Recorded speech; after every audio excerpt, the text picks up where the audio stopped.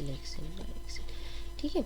तो इन 3 डायरेक्शन से हमारे सिग्नल्स जो है के स्पेस में वो आपके स्टोर होता है, ठीक है। किसी किसी को शायद पता नहीं होगा कि ये फेज एनकोडिंग क्या होता है, फ्रीक्वेंसी एनकोडिंग क्या होता है, एंड स्लाइस सिलेक्शन क्या होता है, ठीक है। वो प्लीज़ मुझे कमेंट करना आपको कि इसके बारे में भी आपको जानना है तो आप कमेंट कर सकते हो मुझे सीधा एकदम, ठीक है। तो ये जो आपके घोस्ट आर्टिफैक्ट्स आते हैं ना, ये घोस्ट आर्टिफैक्ट्स ओनली आपके ये फेज एनकोडिंग जो डायरेक्शन है इस डायरेक्शन में आते हैं, ठीक है। ये जो फेज एनकोडिंग डायरेक्शन है आपके इस डायरेक्शन में आता है। Frequency encoding and slice selection जो डायरेक्शन होता है उसमें वो नहीं आता है, ठीक है, उसमें वो नहीं आता है। अब क्यों आता है इसमें ये घोस्ट आर्टिफैक्ट क्यों आता है? देखो, जो हमारे मूविंग स्ट्रक्चर्स होते हैं, ठीक है, हमारी बॉडी में बहुत सारे मूविंग स्ट्रक्चर्स हैं। जैसे आपके हो गए जो यहाँ आप देख सकते हो कि आपके ये जो चेस्ट वाल है, चेस्ट वाल ये आप जब सांस ले रहे हो तब वो थोड़ा ऊपर होता है, देन जब आप सांस छोड़ते हो तो नीचे आता है, ऐसे होता है। तो ये जो हमारे एक टीआर जो होता है, मतलब एक ही टीआर में क्या होता है, फेज एनकोडिंग में अलग अलग हो जाता है। हाँ, मतलब अब देखो, आपने जब सांस लिया तो आपके ये यहाँ थे, ठीक है, और यहाँ जो न्यूक्लियाई थे शायद ऐसे थे।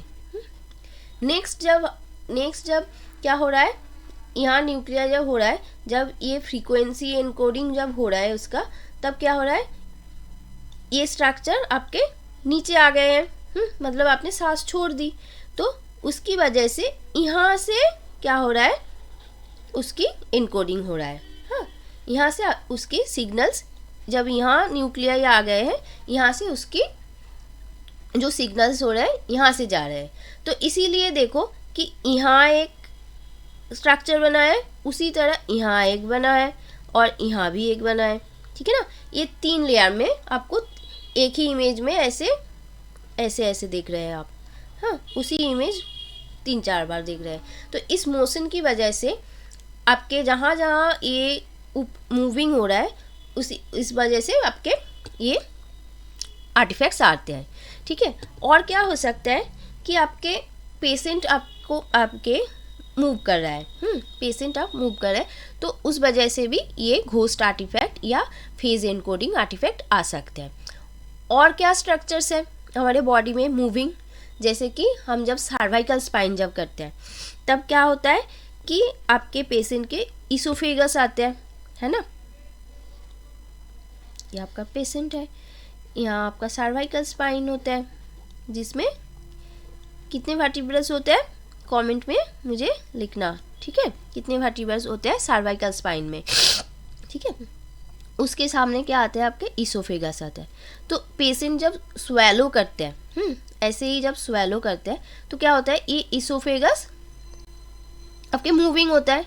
इस वजह से भी क्या होता है, यहाँ आपके घोस्ट आर्टिफैक्ट्स आ सकते हैं, ठीक है, यहाँ घोस्ट आर्टिफैक्ट आ सकते हैं। हाँ, ये होता है आपका घोस्ट आर्टिफैक्ट या फेज मिसमैपिंग आर्टिफैक्ट।